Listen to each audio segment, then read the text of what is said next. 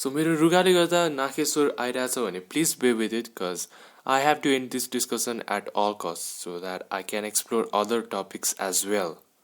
So with that being said, let's get started.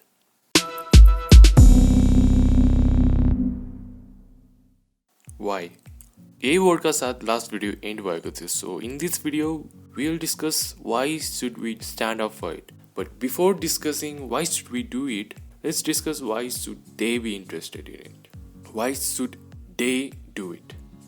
मैले last भिडियोमा नि केही पोइन्ट्स राखेको थिएँ अबाउट अरू ल्याङ्ग्वेजेसको बढेको इन्फ्लुएन्स कम गर्ने and giving the audience something worth watching हो. क्वालिटीमा धेरै अन्तर छ तर खासमा आगे दुइटै सोर्स अफ इन्टरटेनमेन्ट नै हो. तर what do we need for the next generations to get? अब इन्टरटेनमेन्ट मात्र प्रोभाइड गर्ने हो कि इन्टरटेनमेन्टका साथमा केही भ्यालुएबल लेसन्सहरू पनि सिकोस् भन्ने? बिकज एनिमीमा एउटा क्यारेक्टरको जर्नी उसको मात्र जर्नी हुँदैन. Enemy has capacity to drag us into that journey and throughout that journey it can teach us some lessons as well. अनि अडियन्सलाई लिमिटेड स्टोरी एन्ड क्यापेबिलिटीवाला सोर्सहरू प्रोभाइड गर्ने या त उनीहरूलाई एक्सपोजर दिने so that they can grow into imaginative and creative individuals and raise their standards as well. Answer to those questions I just asked recently is the answer to the question why should they do it?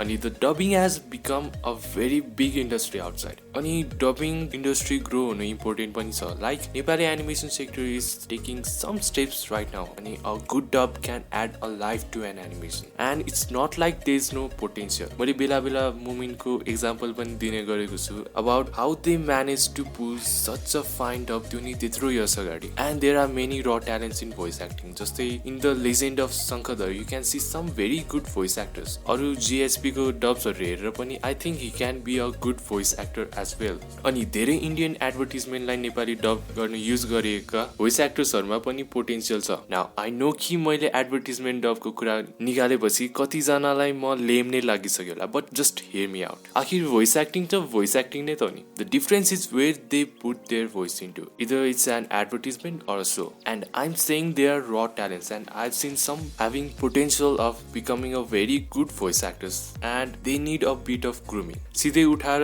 Enemy dub गर्न राख्ने होइन. All I'm saying is there are a lot of potential voice actors.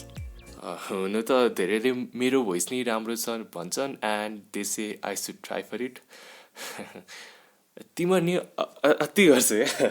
It's not like I'm happy or something. Baka. So the thing is if they do this it will give a lot of opportunities to a lot of raw talents and maybe create the industry itself. अनि ट्यालेन्ट्सहरू पनि utilise हुन्छन्. Who knows? यदि यसले dubbing सिनलाई एउटा नयाँ स्टेजमा पुर्याइदिन्छ from dubbing ads to dubbing shows and movies maybe. So Inuyasha and other अफर्ड एनिमी सोजलाई प्रायोरिटी दियो भने अडियन्स त अभियसली गेन गर्छ अनि फाइदा नै फाइदा छ. So now let's discuss about things जसले चाहिँ हामीलाई हाम्रो इग्नोर्ड ब्याटल लड्नबाट रोकिरहेछ maybe. So let's address those things.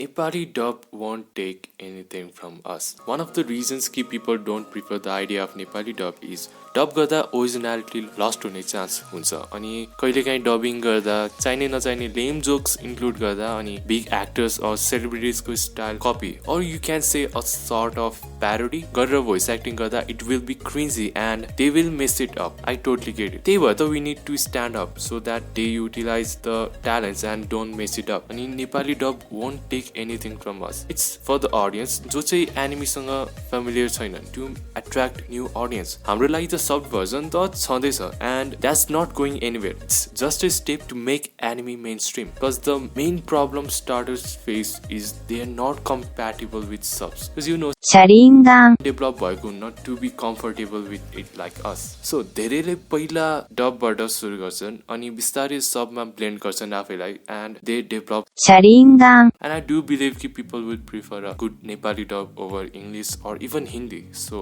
धेरै न्यू अडियन्स तान्न त नेपाली डब नै चाहिन्छ to make community bigger. अनि जति ठुलो कम्युनिटी त्यति धेरै एनिमे mainstream हुने chances. And I think while fighting a battle that may seem impossible, people can be divided into three categories: optimists, practical thinkers, and pessimists. अब यस्तो battle लड्ने भयो and if we want to win, we need optimists and we need some practical practical thinkers as well. किनभने optimists will only look at the goal and focus on it. तर practical thinking पनि जरुरी छ. They will observe the obstacles will be facing on the way, but best they miss. उनीहरूले त try पनि गर्नेवाला छैनन्. And in this type of battle, there's no need for them. So I wanna say we have nothing to lose. It's a win-win situation. And if we fall, things will remain as it is. And we are bound to get satisfied saying we came this far. And if we succeed, it will make senpais to notice us. अब इन्डियामा weathering with you को movement हुँदा it got a lot of media coverage. Like Crunchyrollले आफ्नो